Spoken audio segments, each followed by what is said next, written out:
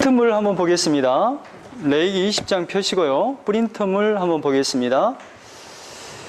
자, 중요한 것은 5개의 제사를 좀 알고 있어야 이 레위기는 좀 이해하기가 쉽습니다. 언제는 번제를 드리고, 언제는 소제를 드리고, 언제는 속죄제를 드리고, 화목제를 드리고, 속건제를 드리고 하는 어떤 그 개념들이 좀 잡혀져야 이해를 할 수 있을 겁니다. 자, 하나님께서 이 성막을 지으라고 하셨지 않습니까? 성막이죠, 성막. 무엇을 보여주면서 성막을 지으라고 하신 거예요? 하늘에 있는 것을 보고 모형과 그림자로 이렇게 지으라고 하셨죠. 그러니까 하늘의 것이에요. 하늘에 쉽게 말하면 천국을 보여주면서 이 모형을 지으라고 한 거예요. 그래서 그러면 이것은 그러면 이 행위를 통해서 어떤 성막에 들어가서 어떤 재물을 들고 가서 어떤 행위를 하는 것이 있지 않겠습니까? 그 행위를 통해서 쉽게 말하면 하나님의 나라를 들어가는 그 행위가 무엇이냐를 설명하는 것이 이 성막이라 이 말이에요. 그러면 이 성막과 똑같은 구조를 갖고 있는 게 뭐냐면 창세기 1장에 천지창조의 기사가 들어와 있지 않습니까? 7째 날로 설명을 하죠. 그러면 이 7째 날은 결국 뭘로 설명을 한다고 그랬어요? 언약으로 설명한다고 그랬죠. 약속이란 말이에요. 약속. 10계명도 뭐예요? 10의 말씀인데 지켜야 될 계명이 아니라 10의 말씀, 언약으로 보잖아요. 그러면 똑같은 말이죠. 그럼 이스라엘 역사를 통해서 뭔가를 말씀하고 있단 말이에요. 6월절 어린 양 피로 홍해 바다를 건너서 광야 40년을 거쳐서 가나안 땅 약속의 땅으로 들어가지 않습니까? 이것도 약속을 말하고 있단 말이죠. 하나님께서 이렇게 구원할 거예요 라는 구원의 구체적인 그 계획을 역사 속에서 10의 말씀으로 또 창조의 그 기사를 통해서 보여주고 있단 말이에요. 이것을 이스라엘 백성이 알기 쉽게 그림으로 보여준 게 성막이란 말이에요. 그러면 이건 간단히 말하면 이렇게 해서 하나님의 나라 갈 수 있네요. 이걸 말하고 있는 게 성막이에요. 그러면 이 행위로 들어가는 것은 신약으로 와서 우리는 뭘로만 구원받아요?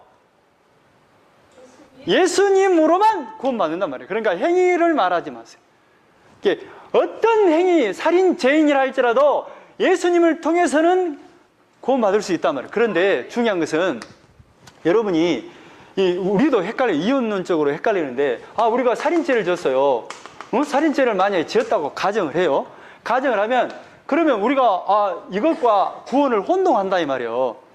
이런 사람이라 할지라도 예수님의 피를 의지하고 믿음으로 천국을 갈 수 있단 말이에요. 그런데 중요한 것은 만약 이 죄를 지면 이 땅에서는 그러면 구원을 받았기 때문에 나는 이 땅에서 하나님의 보호하심을 받는다.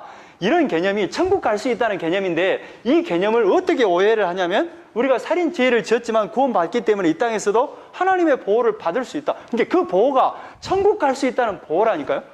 그런데 이 세상의 이 율법 안에서는 어떻게 해야 돼요? 살인 죄에 대해서 철저하게 뭘 받아야 돼요? 대가를 치러야 되는 거죠. 그렇지만 대가를 치르지만 예수님을 믿고 믿음으로 우리는 뭐로 갈 수 있어요? 천국에 갈 수 있다. 그걸 통해서 보호하심을 받는다는 개념이지 살인죄를 지었는데 감옥에서 꺼내준다 이런 개념은 아니단 말이에요. 정확하게 저도 이런 것들이 혼선이 올 때가 많아요. 우리가 하나님을 믿었으니까 죄를 지어도 어떻게 좀 되겠지 이건 아니에요. 철저하게 그래야 이제 이해가 되죠. 그러면 무엇을 하나님의 지키심이 뭐예요? 그러면 감옥 갈지라도 나는 하나님의 보호하심을 받고 하나님이 인도하신다 이 개념이 뭐예요? 예수님의 피로 어디로 갈 수 있다는 개념? 천국 갈 수 있다는 행위로 가는 게 아니에요. 믿음으로 가요. 예수님의 은혜로 예수님이 나를 위해서 십자가에서 죽어주신 그 은혜로 간다 이 말이에요. 벌써 자지 마세요. 돌아보지 마세요. 다 자기 본인 이야기. 자, 그러면 성막 하늘의 것을 보여주고 모형과 그림자로 이것을 지으라고 하셨죠. 그러면 뭔가의 재물을 들고 나가는 것을 통해서 이제 하나님 앞에 나간단 말이에요. 5가지의 그 애물을 들고 재물을 들고 나가는 하나님 앞에 나가는 그 방식이 5가지로 이렇게 요약을 해놨단 말이에요. 하나님이. 그러면 이 5가지 방식으로 제물을 들고 나가는 그 행위는 하나님 앞에 나갈 수 있게끔 하나님이 이것을 성막을 지으라 한 거예요. 그러면 이 5가지 이 제물은 결국 누구를 지금 바라보고 있는 거예요? 누구를 가리키고 있어요? 아니죠. 하나님인데 그 하나님이신 누구예요? 예수님이에요. 이걸 기억하세요. 그러니까 이 5가지의 제물을 들고 나가는 방식이 첫째, 번제로 나가요. 태워서 드리는 거. 두 번째, 소제, 곡식 가루로 나가요. 세 번째, 화목제로 나가요. 화목하는 그거. 네 번째, 속죄제로 나가요. 다섯 번째, 속건제로 나가요. 이 5가지 방식의 형태로 이렇게 하나님 앞에 예물을 들고 나갈 수 있단 말이에요. 그러면 이 모든 것은 번제, 소제, 화목제, 속건제, 속죄제, 속건제는 이 5가지는 누구를 지금 가리키고 있다고요? 예수님을 가리키고. 그러니까 이 예수님, 그러면 예수님을 가리키고 있으니까 이 번제는 태워서 드리는 제물이단 말이에요. 그러면 예수님이 어떻게 되셔서 우리의 죄를 위해서 대심으로 말미암아 우리가 예수님의 이름으로 하나님 앞에 나갈 수 있다라는 것을 가리키고 있는 거예요. 아, 예수님이 나를 위해서 완전히 없어지심으로 말미암아 우리가 하나님 앞에 나갈 수 있네요. 이것을 날마다 뭘로? 예물을 드리고 성막에 나가서 예배 드리는 그 형태를 통해서 계속해서 반복해서 뭘 가리켜요? 너희들은 예수님이 아니면 안 돼. 이걸 가리키고 있단 말이에요. 그러면 반대로 말해서 예수님의 피가 아니면 안 돼. 그 말은 너희들은 완전히 예수님의 피가 아니면 구원받을 수 없는 철저한 죄인이란다. 이걸 깨닫게 하는 거예요. 너희들은 죄인이야. 그러니까 어떤 사람, 그러니까 이걸 가지고 살인죄, 목사님 내가 이런 큰 죄를 졌어요. 와, 엄마 저런 것들이 목사냐? 이래요. 그러니까 사회적으로는 비판받지만 그 속으로는 뭐라 그래야 되냐? 저럴지라도 예수님을 믿기 때문에 저 사람은 천국 가는구나. 그렇게 생각하라고. 이게 중요하라고. 이것이 불분명해가지고 여러분이 혼선이 오잖아요. 항상 그러잖아요. 안 그래요? 저만 그래요? 저는 그랬어요. 응? 그러면 소제는 뭐냐? 곡식 가루를 뽀개서 이렇게 하나님 앞에 나간단 말이에요. 그러면 예수님이 어떻게 되심으로 말미암아 우리가 하나님 앞에 나갈 수 있다는 말이에요. 완전히 곡식 가루처럼 완전히 고운 가루가 되어짐으로 말미암아. 그 고운 가루가 뭔데? 완전히 빠졌다는 말인데 그 예수님이 어디서 빠지시는 거예요? 십자가에서. 아, 이게 십자가가 그거구나. 곡식제로 완전히 우리를 위해서 하나님 앞에 나갈 수 있게끔 고운 가루가 되심으로 말미암아 우리가 나갈 수 있네. 이걸 보라고요. 그리고 화목제물, 화목하게 하는 그 제물이 되심으로 말미암아 우리가 하나님과 화목할 수 있게 됐네. 그리고 속죄제, 우리의 죄 때문에 우리 예수님이 이렇게 속죄 제물이 되심으로 말미암아 우리가 하나님 앞에 나갈 수 있네. 천국 갈 수 있네. 이거예요. 그리고 속건제물, 부지불식간에 지은 그 죄 때문에, 허물 때문에 예수님이 제물이 되심으로 말미암아 그 제물이 어디서? 십자가에서 죽으심으로 말미암아 내가 하나님 앞에 나갈 수 있네요. 이걸 날마다 뭐 하라고? 예배를 통해서 제물을 갖고 나감으로 말미암아 뭘 깨달으라고? 뭘 날마다 바라보라고? 예수님을 바라보고 어디를 바라보라고? 그거예요. 이건 철저하게 이 성막에, 그러니까 창세기에 나와 있는 그 언약과 십계명에 나와 있는 그 언약과 이스라엘 역사를 통해서 나와 있는 출애굽의 역사를 통해서 나와 있는 그 약속과 성막을 통해서 주어지는 그 약속을 붙들고 뭐하라고? 하나님의 나라를 소망하고 살으라고. 이게 중요한 거예요. 여러분이 이것만 딱 잡으면 이건 어려워요. 내용이 너무너무 어려워. 그래서 제가 이렇게 다 요약을 해봤잖아요. 근데 요약을 제대로 해놓은 책이 없어요. 그게 다 좀 신학자마다 이렇게 약간씩 달라요. 그런데 약간씩 미묘하게 차이가 있지만 이건 뭐예요? 뭘로 받아요? 큰 덩어리로 받으면 이렇게 해서 이렇게 항상 하나님 앞에 예배드리고 재물을 들고 나가게끔 했구나. 이걸 보라고요. 근데 그 재물이 결국에는 누구라고? 이렇게 해서, 그러니까 곡식 가루를 이렇게 드렸네? 이것만 보지 말고 그 곡식 가루처럼 아주 고운 가루처럼 완전히 다 갈아지시면 누구 때문에 우리가 하나님 앞에 나갈 수 있구나. 이걸 보라고. 예수님이 완전히 고운 가루가 되시고 완전히 태워지심으로 말미암아 우리가 하나님 앞에 나갈 수 있네. 이걸 보라고요.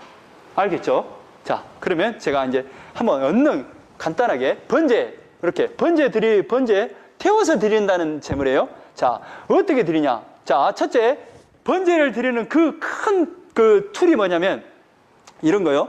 자, 죄를 지었어요. 또 하나님 앞에 번제를 드리고 싶어요. 그러면 이제 제물을 갖고 옵니다. 저 짐승을 끌고 와요. 본인이 끌고 와요. 그래서 본인이 끌고 와서 여기서 안수를 해요. 하나님, 제가 이러이러한 죄를 지었습니다 하고 짐승에 전가를 해요. 기도를 해요. 그러면 우리의 죄가 짐승에 전가됩니다. 그러면 이제 세 번째, 여기에서 누가 이 짐승을 잡느냐면 본인이 직접 짐승을 잡는단 말이에요. 그리고 피를 받고 또 짐승의 각을 뜨고 해서 누구에게 주느냐? 여기에 있는 번제단 앞에 있는 제사장에 드린다 이 말이에요. 그러면 번제단이 그 피를 번제단에 뿌리고 이 각을 뜬 이 짐승의 제물을 다 이 번제단에서 태워요. 그럼 다 태우고 나면 여기서 나팔을 불어줘요. 이 말은 뭔 말이냐면 하나님께서 그 번제로 드린 그 제물을 받으셨어요. 그 말은 우리의 죄가 넘어간 그 제물이 하나님 앞에 완전히 용서함 됐어요. 빵 하고 부르면 이제 들어갔던 제물을 들고 갔던 이 백성이 이제 이 나팔 소리와 함께 나오는 거예요. 이렇게 해서 맞춰지는 거예요. 응? 그렇게 안수를 해요. 제물을 가지고 와요. 안수를 해요. 이렇게 동맥을 끊고 피를 받습니다. 그리고 피를 뿌려요. 그리고 이제 본인 스스로가 이렇게 가죽을 벗기는 거예요. 이게 쉽겠어요? 안 쉽겠어요? 이걸 보면서 뭘 보라고? 짐승을 잡으면서 뭘 보라고? 번제를 드릴 때 뭘 보라고? 너희가 그렇게 각을 떼서 죽을 만큼 뭐라고? 죄인이란다. 철저하게 죄가 완전히 없어져야만이 하나님 앞에 나갈 수 있어요. 천국 갈 수 있어요. 그건 누구 때문에? 철저하게 죽으신 누구 때문에? 예수님 때문에. 그거예요. 이렇게 불을 태웁니다. 자, 근데 이제 번제에서 하나 남기는 게 있죠. 가죽만 남겨요. 이제 소제로 드리는 거, 이렇게 소제. 소제가 뭐예요? 소자가 무슨 소자를 했어요? 흰소. 그러니까 흰소가 뭐예요? 고운 가루소. 그러니까 고운 가루에서 나온 그 희다는 뜻이에요. 그리고 이 이제 가루를 드릴 때 화덕으로 구운 것도 드릴 수 있고, 철판으로 부친 것도 드릴 수 있고, 냄비로 삶아서 드릴 수도 있고. 이 떡을, 이해되죠? 천지삭을 드릴 때 이렇게 천지삭을 가지고 갑니다. 밀을 이렇게 까불어서 이렇게 채를 쳐서 고운 가루를 내서 이렇게 만들고, 기름도 이렇게 짜는 거예요. 감람류예요. 유황도 이렇게 만들어요. 그리고 이제 이렇게 제사장에 갖다 주면 제사장이 이렇게 다 드리는 게 아니에요. 이 소제는 다 드리는 게 아니라 이 조그맣게 기념물이 될 만큼만 이렇게 해서 구별을 해요. 거기다가 이제 기름과 유황을 이렇게 넣는 거죠.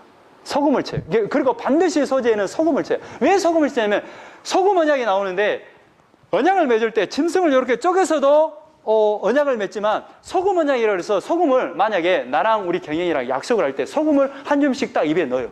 그래가지고 언약을 맺어요. 왜 이렇게 언약을 맺냐면 이 소금은 이 불변성이 있어요. 영원성이 있어요.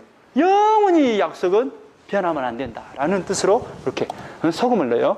그래서 이제 번제단에 이렇게 드립니다. 그리고 나머지는 누가 먹냐? 제사장. 소금을 칠하는 거. 자, 화목제. 그러니까 화목제는 뭐예요? 이건 뭐냐면 쉽게 말하면 감사제나 서원제나 자원제. 기쁜 일이 있을 때, 감사할 일이 있을 때 나와서 이렇게 바치는 거예요. 그러니까 적은 제물은 드리지 않아요. 새 같은 것은 절대 못 갖고 오게요. 큰 것을 가지고 이제 제사장 몫으로 드릴 것 제사장이 주고, 이제 백성들과 함께 같이 이렇게 먹고 나누는 거예요. 그리고 반드시 이거 화목제는 이튿날 3일이 지나서는 이렇게 다 남으면 버리게 돼 있어요. 그리고 자원제 같은 경우는 3일까지 봐줘요. 그 이후에는 다 버려야 돼요. 왜 그러냐면, 그런 의미가 뭐냐. 그러니까 잘 생각해 보세요. 왜 화목제를, 감사제나 서원제나 자원제를 드릴 때 이 화목제를 드리거든요. 그러면 왜 드리겠어요? 서로 기쁨을 나누기 위해서 드린 거잖아요. 그런데 그것을 보관하면 돼요, 안 돼요? 안 돼요. 그런 개념에서 이튿날 3일이 지난 것은 버리게 돼 있어요. 감사제나 서원제 같은. 자원제는 3일까지 봐줍니다. 자, 예, 그렇다는 거. 이 이제 화목제라는 것이 히브리어로 살라밈이 샬룸에서 나왔어요. 이게 평강, 평화 이런 뜻이죠. 화목제. 자, 그리고 이제 화목제는 아무것도 안 돼요. 기름과 콩팥만 드려요. 피만 뿌려요. 나머지는 다 제사장 몫으로 가야 될 거, 가슴과 그 오른쪽 뒷다리를 제사장 몫으로 주고, 나머지는 다 같이 예배 드리는 사람과 백성들에게 나눈 거예요. 왜 기름과 콩팥만 드리냐면, 콩팥의 개념이 뭐죠? 노지서? 콩팥이 뭐라 그랬어요? 간과 콩팥은 우리는 마음이 아파 그러면 심장 중에서 뭘 가르쳐요? 마음 그러면.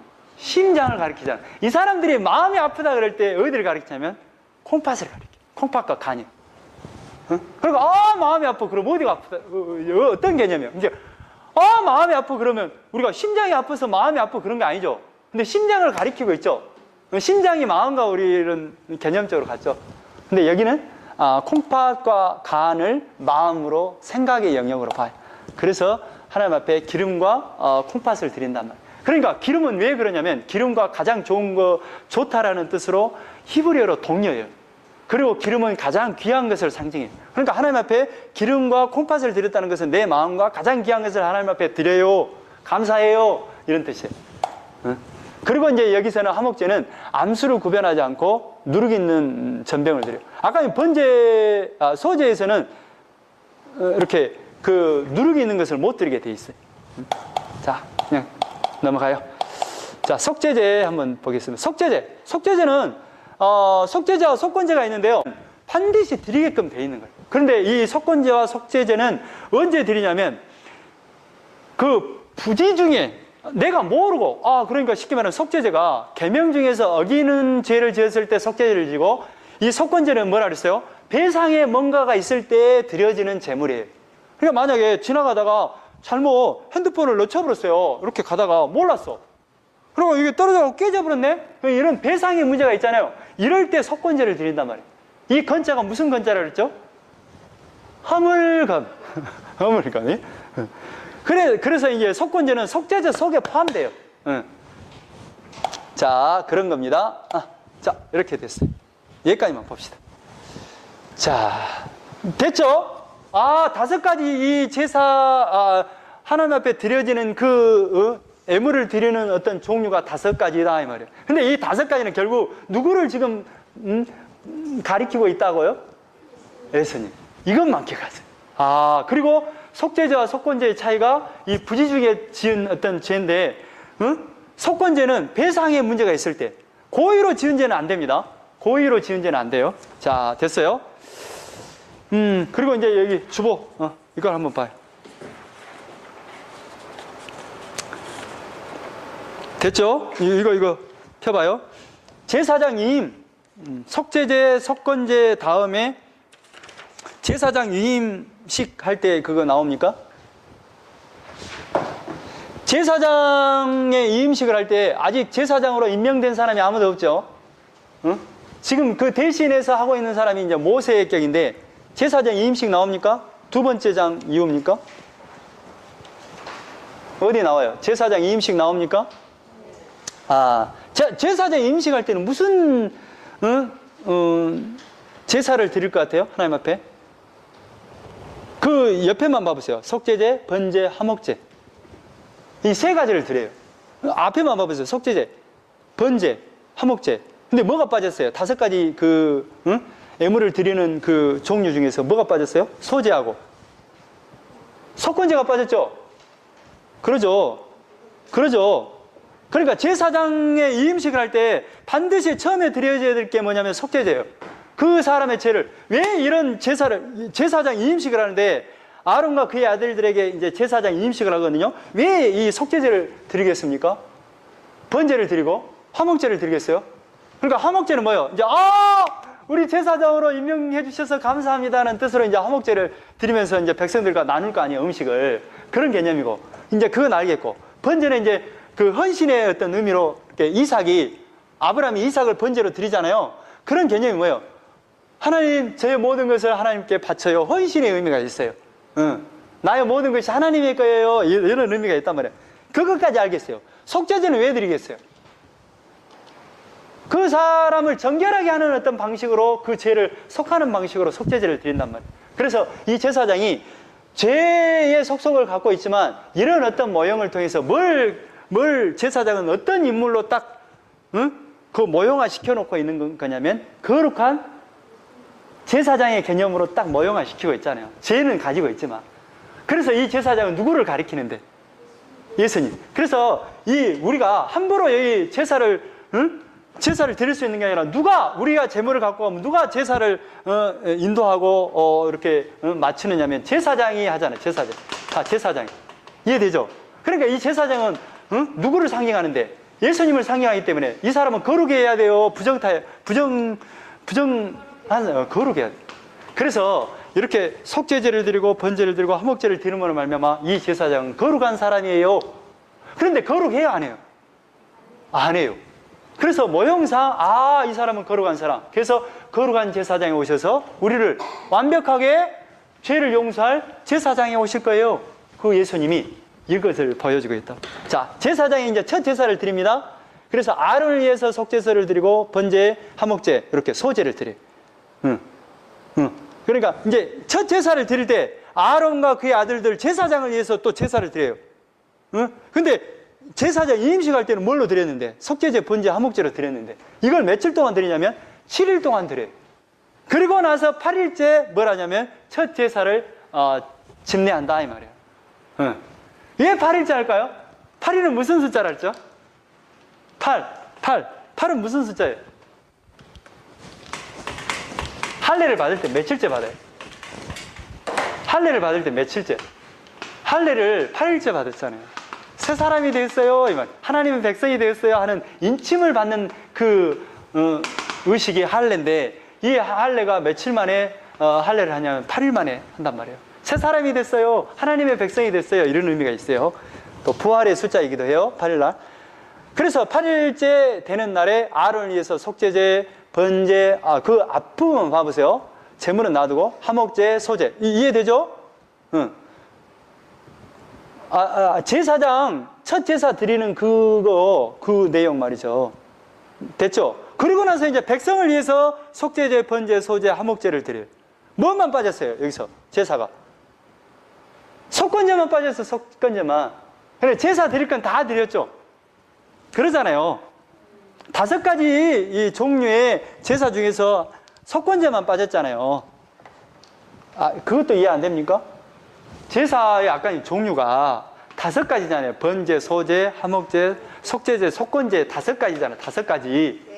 그런데 이 제사장 이임식을 할 때 그냥 드리는 게 아니라 이 사람을 목사님 안수 이임식을 할 때 그냥 안수만 하잖아요. 우리는 쉽게 말하면 기름 붓는다는 개념으로 안수만 하는데 지금 여기서 제사장을 아론과 그의 아들들에게 제사장을 임명할 때 기름을 부을 때 그냥 하는 게 아니라 이 5가지 제사 형태 중에서 4가지를 드린다니까. 속건제만 빼고 다 드려요. 이 사람이 이제 하나님의 일을 하는 제사장, 대제사장이 됐어요. 공포하는 그 제사가 이 제사라고요. 응? 이임식이고. 그런데 첫 제사를 드릴 때 아론을 위해서 속죄제, 번제, 화목제, 소제를 드려요. 백성을 위해서 2번. 속죄제, 번제, 소제, 화목제. 뭔만 빠졌어요? 속건제만 빠졌잖아요. 속건제는 어떤 제사인데? 물건을 부지불식하게 배상의 어떤 책임이 있을 때 그건 드리는 거예요. 그러니까 그것은 드리지 않아요. 이해되죠? 자, 여인이 아이를 낳을 때가 있어요. 아이를 낳을 때, 남자아이를 낳을 때 며칠 동안 부정하다 그랬어요? 40일. 여자를 낳을 때는 80일 낳을 동안에 부정하다 그랬잖아요. 그 기간이 딱 끝나면 뭘 하냐면 번제, 속죄제를 하나님 앞에 제사장이 갖고 가요. 이것도 뭐예요? 속죄제와 번제를 드린다는 개념이죠? 화목제는 드려요, 안 드려요? 안 드려요. 이제 이런 개념이.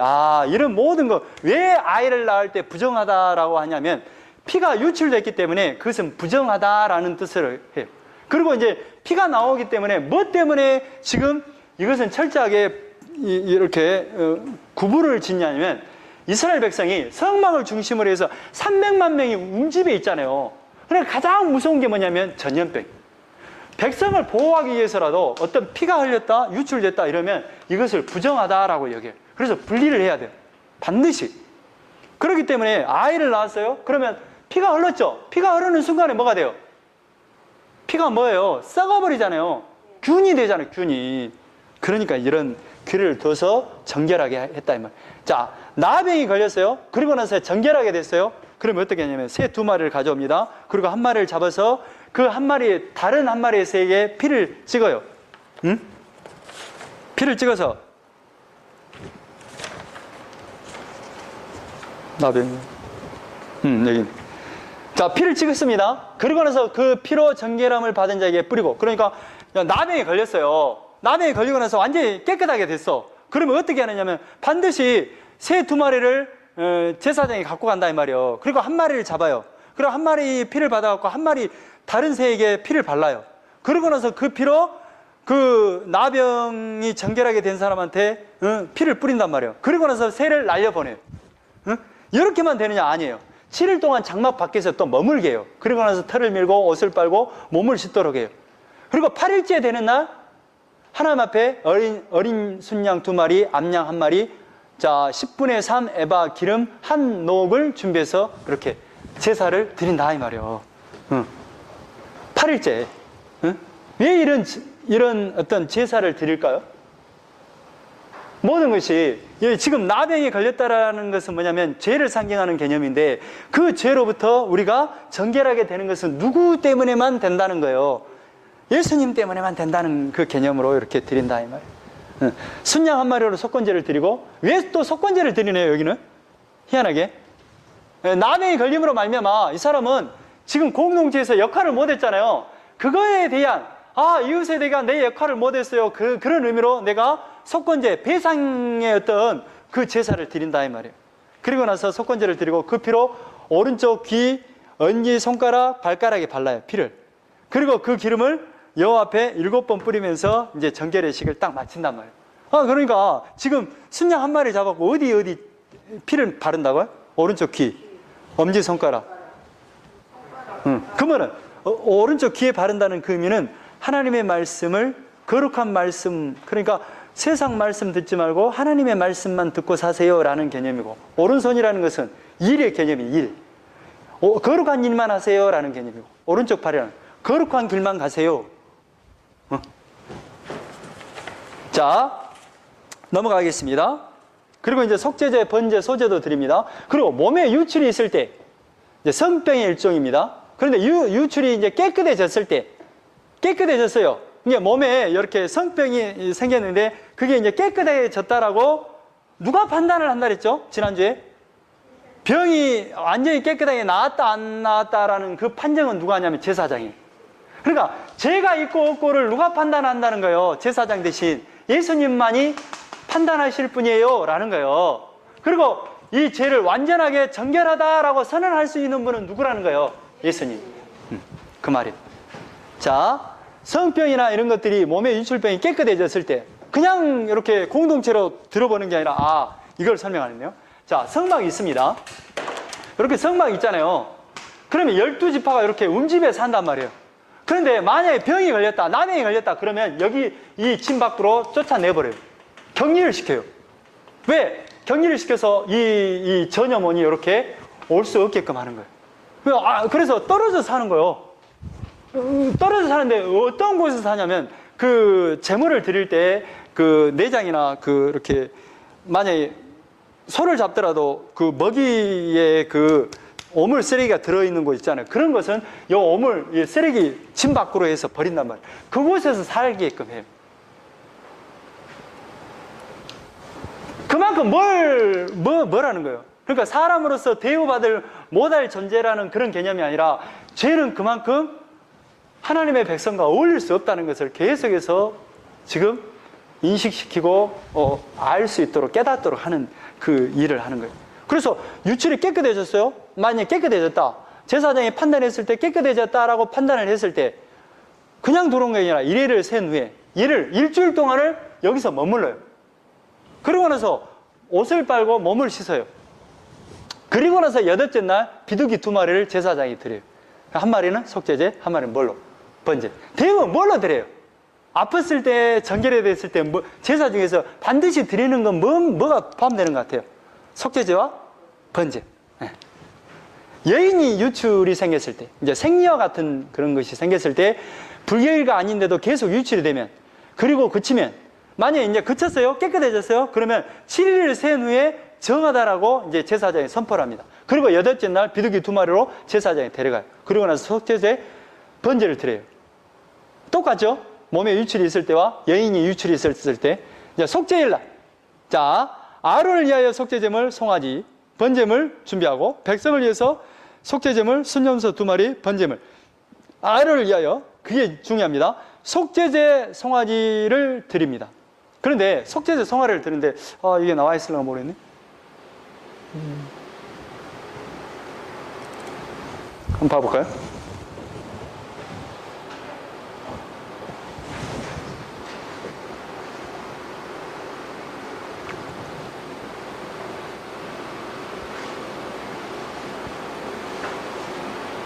자, 대속제일. 자, 여기서부터 한번 보겠습니다.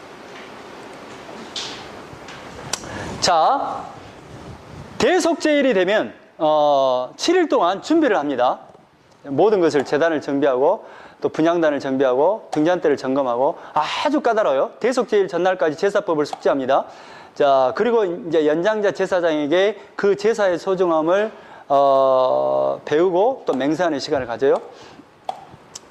그러고 나서 이제 마지막 밤까지 이렇게 심각하게. 근데 또 어떤 게에서는 밤까지 이렇게 계속해서 성경 말씀을 읽고 이렇게 잠을 못 자게 지키는 제사장도 이렇게 세워놓기도 한답니다. 그러고 나서 이제 제단을 청소하고 제물을 잡을 사람, 분향단, 번제단에서 제물을 올릴 사람, 이 사람들을 제비 뽑아 결정을 해요. 그리고 이제 새 대속제일이 되잖아요. 다을기엔에 모든 사람들이 제물을 갖고 성전뜰에 모입니다. 그러면 이제 동편에 떠오르면 대속제일 행사가 이제 시작되는 거죠. 자, 그런데 주목해야 될 것이 이제 제물인데, 자, 보세요. 그 대속제일 날은 아론을 위해서 수송아지를 잡아요. 그리고 그 피를 가지고 속죄소 동편에 한 번 뿌리고 속죄소 앞에 7번 뿌리고 제단 앞에 나와서 제단에서 귀퉁이를 바르고 7번 뿌리거든요. 그런데 이제 백성을 위해서는 어떻게 하냐? 이제 2마리의 염소가 있습니다. 한 마리는 여기서 제비를 뽑아요. 이것을 한 마리는 2마리 염소 중에서 한 마리는 성막에 들어가서 피를 뿌리는 제물이고 또 한 마리는 이제 광야로 내보내는 이렇게 그 염소로 정해. 그래, 두 염소에게 향해서 대제사장 뜰에 동편을 지나 번제단에 북편으로 갑니다. 거기에는 염소가 2마리가 딱 있습니다. 그러면 염소 2마리는 그리스도 사역의 이중성을 의미합니다. 한 마리는 십자가에서 우리 대신에 죽을 그리스도를 잘 모형하고 있고, 한 마리는 영문밖에서 죽을 그 예수님. 이게 뭔 말이냐면, 예수님이 그 누구에 의해서 십자가의 처형을 받게 됩니까? 누가 언도를 해버려요? 빌라도에 의해서 사형 언도를 받잖아요. 그러면 빌라도의 법정에서 사형 언도를 딱 내리잖아요. 그러면 이 히브리의 개념이나 이런 개념 속에는 뭐가냐면 그러니까 앞으로 일어나지 않는 일인데 과거형을 써요. 이건 뭐냐면 반드시 일어날 일은 과거형으로 기록해버려요. 그러니까 우리가 하나님의 새하늘과 새 땅이 온다라는 개념을 과거에 일어난 과거형으로 써버린다니까요. 그래서 지금 예수님이 빌라도 법정에서 사형 언도를 받잖아요. 그러면 이제 죽을 것이 확신되었죠. 그런 의미로 한 마리를 드리고, 또 한 마리는 뭐냐면 이제 예수님이 진짜 어디서 죽어요? 골고다 언덕에 올라가서 십자가에서 처형을 당하잖아요. 그런 개념으로 광야에서 죽게끔 한다 이 말이에요. 그래서 이제 대제사장 제비 뽑은 두 제비를 두 염소의 머리에 이제 이렇게 됩니다. 그리고 하나를 아사셀이라고 하고 하나를 하나님을 위해서 이렇게 정해. 그리고 나서 이제 그 피를 한 마리는 잡아가지고 속죄소에 가서 이렇게, 이 속죄소군요. 여기서 이제 동편에 뿌리고 여기서 7번 피를 뿌리는 거야. 이렇게. 자, 한 마리는 이제 어떻게 하는가 보세요. 한 마리는 아사셀 염소라 그래서 이걸 이제 준비한 제사장이 광야로 이 염소를 보냅니다. 그리고 듣고 있는 사람들은 모두 무릎을 꿇고 고개를 땅에 숙이고 엎드립니다. 한 목소리로 고백을 합니다. 하늘 하나님의 이름이 영원토록 영광을 받으시옵소서 하면서, 이걸 뭐냐면 지금 광야로 끌려간 그 아사셀 염소를 여기 절벽에서 확 밀어버려요. 그래서 광야로 놓아버려요. 그래 죽게끔 만들어버려요. 그러니까 이건 뭘 상징해요? 결국 누구를 상징해요? 누가 저렇게 그래요. 그런 어떤 1년마다 대속죄일 날 저런 어떤 예식을 통해서 뭘 보라는 거예요? 예수님이 철저하게 영문 밖에서 저렇게 죽게 될 거예요. 그래서 우리의 죄가 완전히 대속될 거예요. 이걸 보여주고 있단 말이에요. 자, 됐죠? 그리고 이제 초실절 때, 칠칠절 때, 초막절 때 이것은 한번 봐야 되겠어요. 자, 됐습니다. 여기까지 보고 이따 한번 더 보겠습니다. 23장을 한번 보겠습니다. 22장까지 해버렸어요. 23장. 금방은 뭐예요? 물질의 개념. 여기서 드려지는 어떤 재물의 개념이잖아요. 물질의 개념이라면 23장부터는 어떤 절기가 등장해요. 우리나라에도 24절기가 있죠. 절기는 뭐예요? 어떤 때를 따라서 뭔가 절기를 지키잖아요. 그런 것처럼 하나님께서 이스라엘 백성에게도 7절기를 주신 거예요. 그럼 7절기가 1년 동안에 이루어진단 말이에요. 그러면 이 7절기는 뭐냐면 시간을 상징해요. 그러면 이 7절기 속에 시간 속에 뭘 넣어놨겠어요? 쉽게 말하면 이스라엘 역사 속에도 뭘 넣어놨어요? 하나님의 구원의 계획을 넣어놨죠. 성막 속에도 뭘 넣어놨어요? 하나님의 구원의 계획을 넣어놨죠. 10의 계명 속에도 뭘 넣어놨어요? 하나님의 언약을 넣어놨죠. 구원의 그 언약을 넣어놨죠. 창조의 역사 속에서도 뭘 넣어놨어요? 하나님의 구원의 약속을 넣어놨잖아요. 계획을 넣어놨잖아요. 그러면 7절기 속에도 뭘 넣어놨겠어요? 그걸 기억하세요. 이 시간 속에도 날마다 예물을 들고 성막에 나가서 예물을 들고 나가는 그 행위 속에도 뭘 넣어놨어요? 하나님의 구원의 약속을 넣어놨듯이 지금 7절기 속에도 뭘 넣어놨어요? 시간 속에도 구원의 약속의 계획을 넣어놨겠죠? 이걸 기억하세요. 그러면 이 속에 그러면 중심 핵심이 뭐예요? 이 속에 모르면 예수님 그러라니까요. 모르면 예수님 그러라니까요. 이 안에도 예수님의 놀라운 하나님의 계획이 숨겨 있겠구나. 이걸 눈치채라고요. 그러면 이제 쉽게 접근이 돼요. 그런데 이 절기 속에 그냥 간단하게 제가 그냥 도표로 만든 것을 보여드려 본 게 편하겠습니다.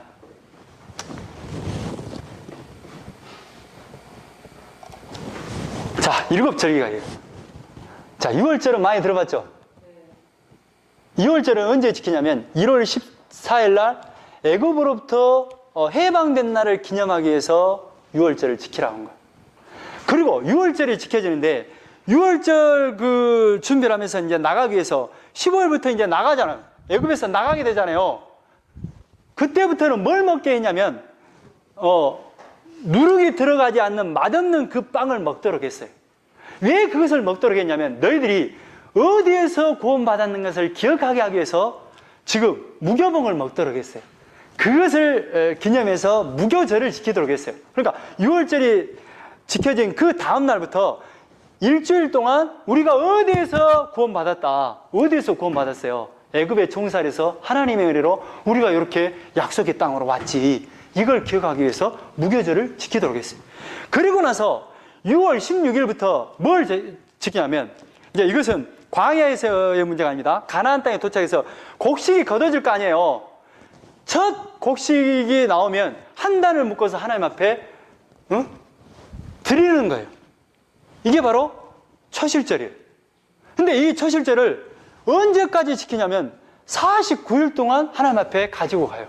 그러면 49일이 딱 지나면 이게 이제 1월 달이잖아요. 플러스 3을 하면 겨울 농사가 끝나는 시기에.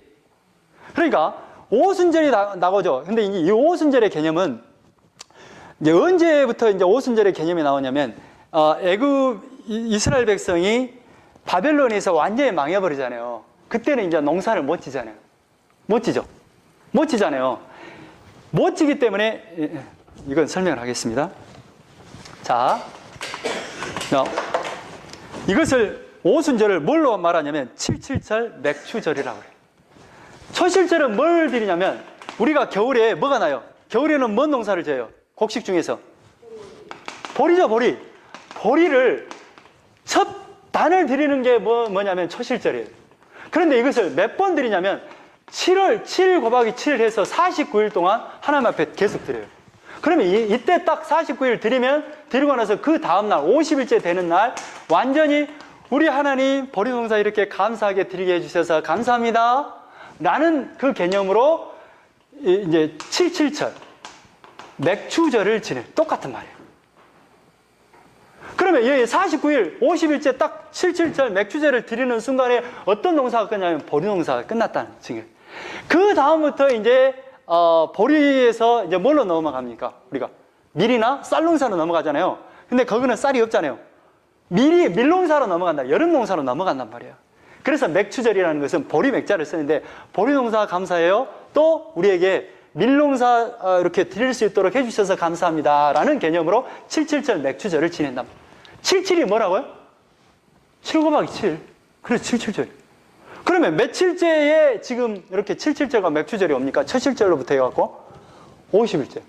이걸 기억하세요. 이 50일째 되잖아요. 그런데 왜 오순이라는 것은 뭐냐면 77절인데 5호째 열순이라는 개념이에요.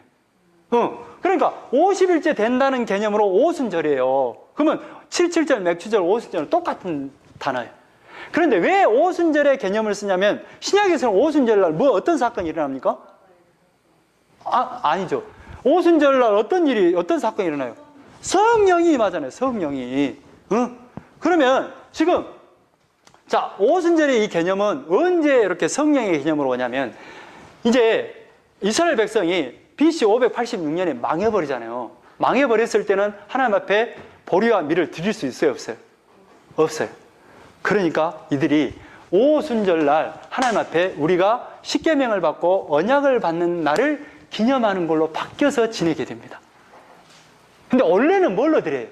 가나안 땅에서는 보리 농사가 마지막 되어지고 지금 밀 농사를 이렇게 드릴 수 있게 해주셔서 감사합니다. 그 개념으로 드렸는데 이제 이스라엘 백성이 망한 뒤로부터는 어떤 개념으로 드려요? 십계명을 받는 것으로 기념해서 드린단 말이에요. 여러분이 그리고 나서 이제 7월 딱 1일이 되잖아요. 그러면 또 나팔이 흘러요. 나팔을 불어요. 이게 나팔절이에요. 근데 우리나라에도 구정과 신정이 있죠. 여기도 마찬가지예요. 6월절 날이 새해 첫날이잖아요. 새해 첫 해잖아요.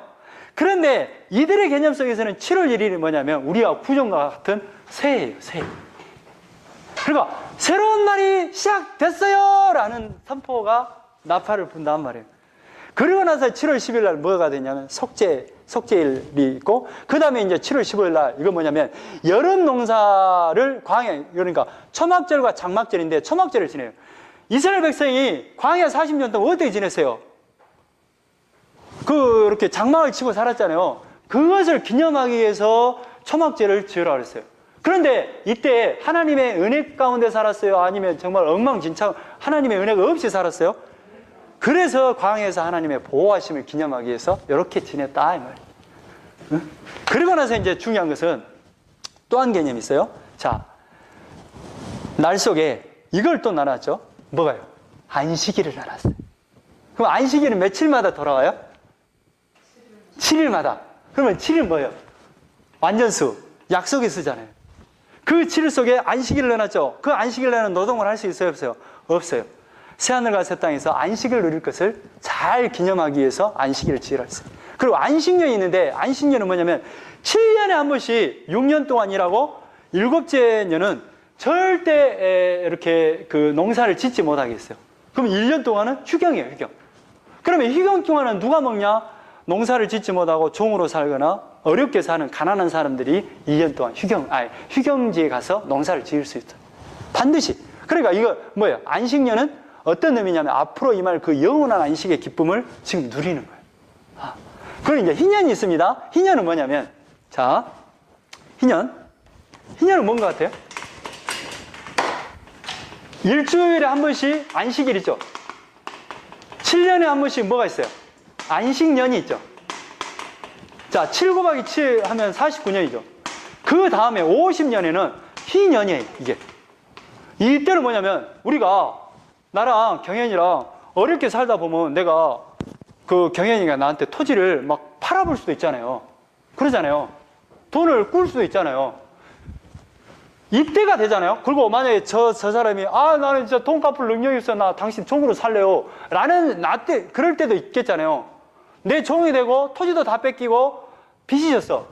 그런데 희년이 딱 되잖아요. 희년이 딱 희년의 나팔이 딱 부는 순간에 모든 것이 다 원상태로 돌아가요.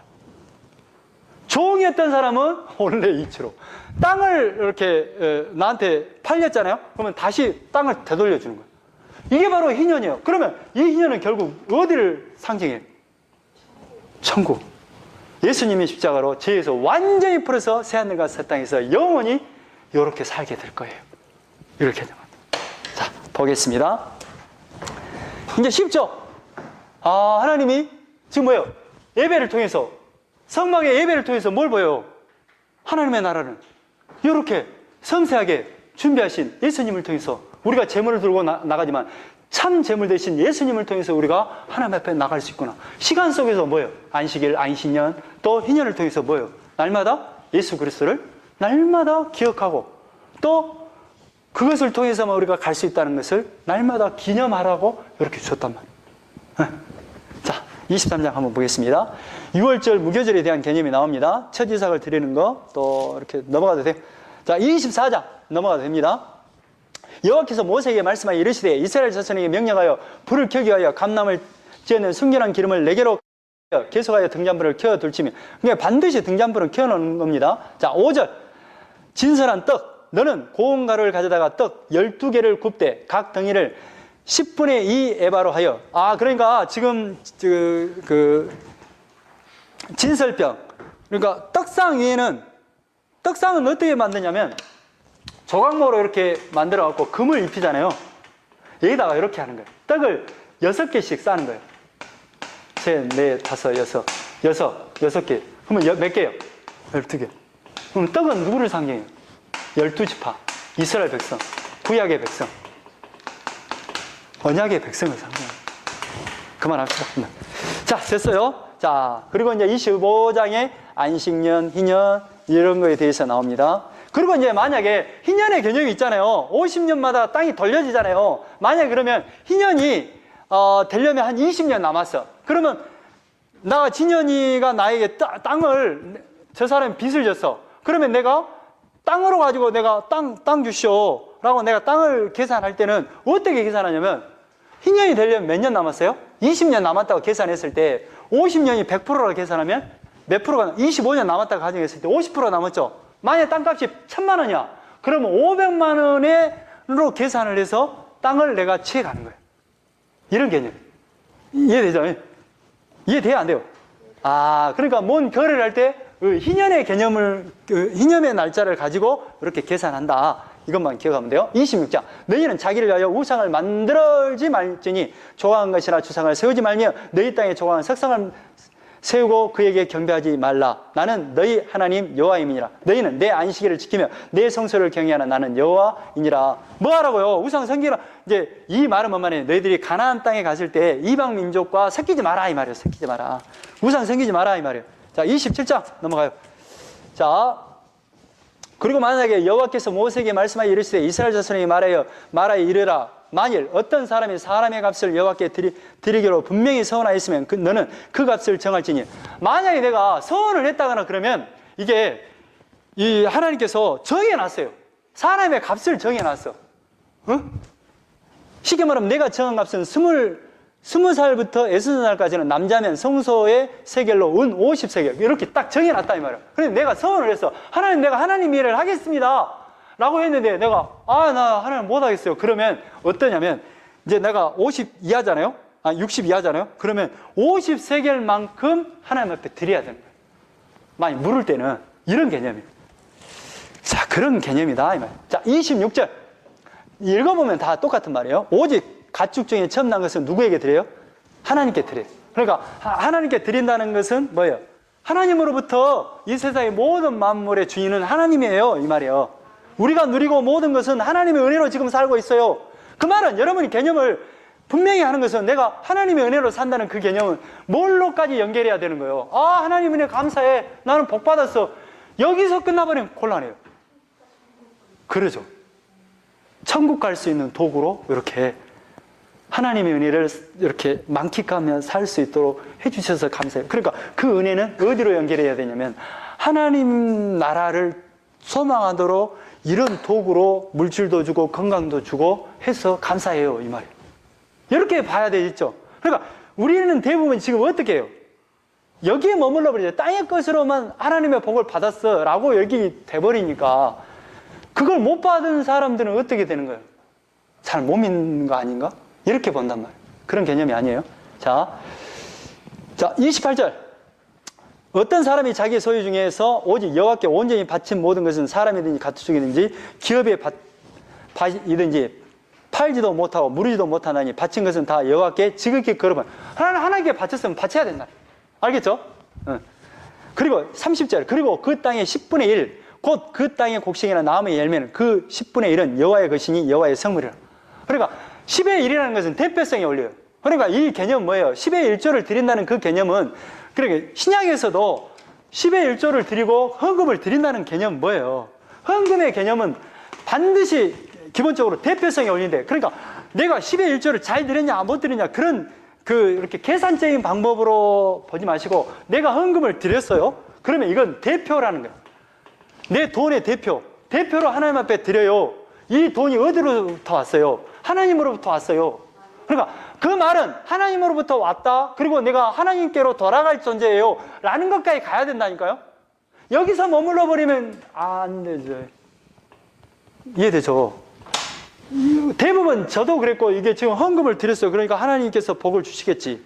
또 복을 주고 내가 은혜로 살겠지. 이런 개념인데 그게 아니라 내가 헌금을 딱 드렸으면 이건 대표성이에요. 하나님으로부터 왔어요. 모든 소유가 하나님의 거예요. 그 말은 하나님의 계획대로 나는 하나님의 나라를 가야 될 존재예요. 이걸 기억하라고요. 이해되죠? 자 34절. 이것은 여호와께서 시내산에서 이스라엘 자손을 위하여 모세에게 명령하신 계명이니라. 여기까지.